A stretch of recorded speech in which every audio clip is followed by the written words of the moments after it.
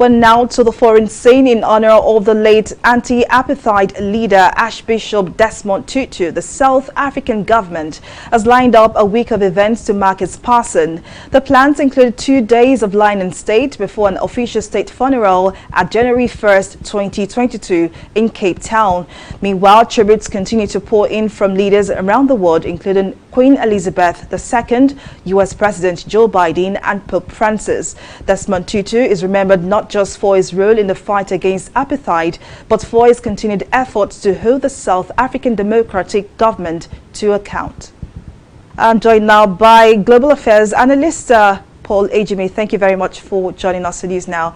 Now, history will forever be kind to the late Archbishop Desmond Tutu for the role he played in lending his voice against apartheid in South Africa. But how important was his bravery, especially at a time where activists were silenced?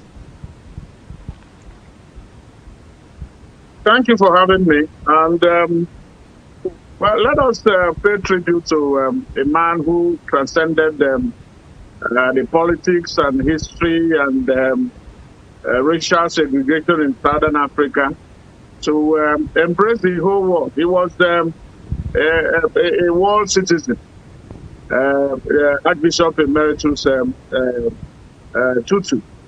And you mentioned it. It was not just for fighting against apartheid. He stood up for the common man. He stood for peace. He stood for human rights. He stood for for the downtrodden, and then used the pulpit to advocate and then galvanize and mobilize people around their civic responsibility of standing up. He said he was never afraid to die. He demonstrated that by going on the street to lead protests against both the white apartheid regime and even the ANC, the black government, to say that when they were not, and that is one thing that Africans were from him, accountability. The boldness, the courage to ask questions and then make their leaders accountable. Those were some of the legacies that he left behind, of being able to speak truth to power. Lessons we can learn from the great icon, especially at a time where Africa is really having issues with maintaining its democracy. I mean, we've had series of coups in several countries. What lessons do you think Africa can learn, really?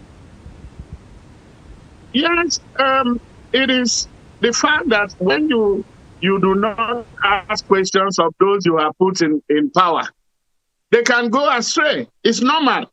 You can become dictatorial when you don't have anybody asking questions about what you're doing. And then you mentioned coups. Coups are happening because the current crop of leaders, they are changing constitutions and then clinging to power. You hear about third term, tenure elongation and changing the constitution. The executive now controls the parliament, and then the judiciary is also nowhere to be found. These are aberrations to democracy. And then the people have a duty, a right to obligation to rise and then ask questions of those that are holding power in trust for them. Because that is what it is. Leaders are servants of the people. They are not lords over them. But so people like Desmond Tutu ask very critical questions of those who were in power, whether be they white or be they black. And the same thing that Africans should do, to ask questions and not swallow everything or be afraid, because that is what is happening now. People are afraid because government will come hard on them.